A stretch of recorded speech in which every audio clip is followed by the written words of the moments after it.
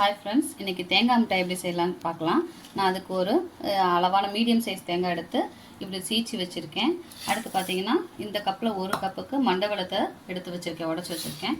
இப்போ அடுப்பு பற்ற வச்சு கடாய் வச்சுக்கலாம். கடாய் சூடாகிக்கட்டும். இப்போது 2 ஸ்பூன் நெய் ஊற்றிக்கலாம். கடாய் காஞ்சதும் 2 ஸ்பூன் நெய் ஊற்றி நெய் உருகட்டும். நெய் உருகுனதும் நம்ம எடுத்து வச்சுருக்க சீச்சு வச்சுருக்க தேங்காயை போட்டு நல்லா வணக்கிக்கலாம். அடுப்பை சிம்மில் வச்சு நல்லா வணக்கிக்கலாம். சுருளை வணக்கிடலாம். 5 நிமிஷம் அப்படியே வணக்கி விட்டுருக்கோம். வணக்கி விட்டு பார்த்திங்கன்னா நல்லா தேங்காய் வணங்கி அது கலர் சேஞ்ச் ஆகிருக்கும். அப்படியே வணங்கின வாசம் வரும், தேங்காயோட வாசம். அப்போ நம்ம என்ன பண்ணிக்கலாம்னா இந்த மண்டவெல்லத்தை சேர்த்திட்டு அப்படியே வணக்கி விட்டோம்னா அது உருகி கெட்டியாகும். அதோடு நம்ம என்ன போட்டுக்கலாம்னா நம்ம இடித்து வச்சுருக்க ஏலக்காய் தூளையும் போட்டுக்கலாம். ஏலக்காய் தூளை போட்டுட்டு நல்லா இதை மெல்ட் ஆகட்டும். அப்படியே கிளறி விட்டுக்கலாம்.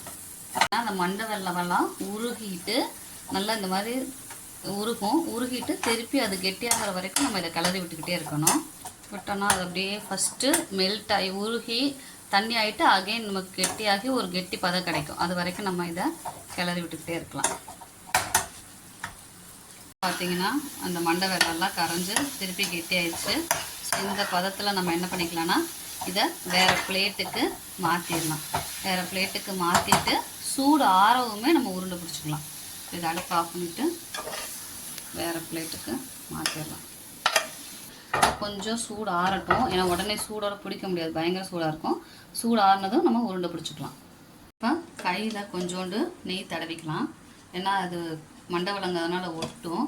அதனால் கையில் நெய்யை நல்லா தடவிட்டு எடுத்து உருண்டை பிடிச்சிக்கலாம். உருண்டை பிடிச்சோம்னா கையில் ஒட்டாமல் உருண்டை வரும்.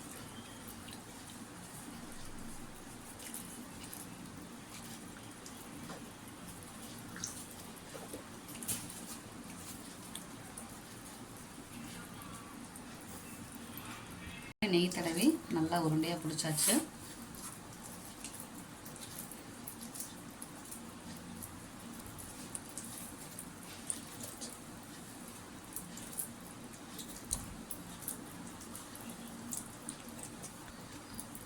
நமக்கு தேங்காய் உருண்டை ரெடி ஆயிடுச்சு. இப்போ இந்த உருண்டையை பார்த்திங்கன்னா நம்ம தண்ணி எதுவுமே சேர்க்கலாம். அதனால் 1 வீக் வரையும் இதை வச்சு சாப்பிட்லாம். இப்போ இதை நல்லா ஆறிட்டு எடுத்து சாப்பிட்டோம்னா நல்ல சுவையான ஹெல்தியான ஸ்நாக்ஸ் ரெடி. உங்களுக்கு இந்த வீடியோ பிடிச்சிருந்தா மறக்காமல் சப்ஸ்கிரைப் பண்ணுங்கள், லைக் பண்ணுங்கள், ஷேர் பண்ணுங்கள். தேங்க்யூ.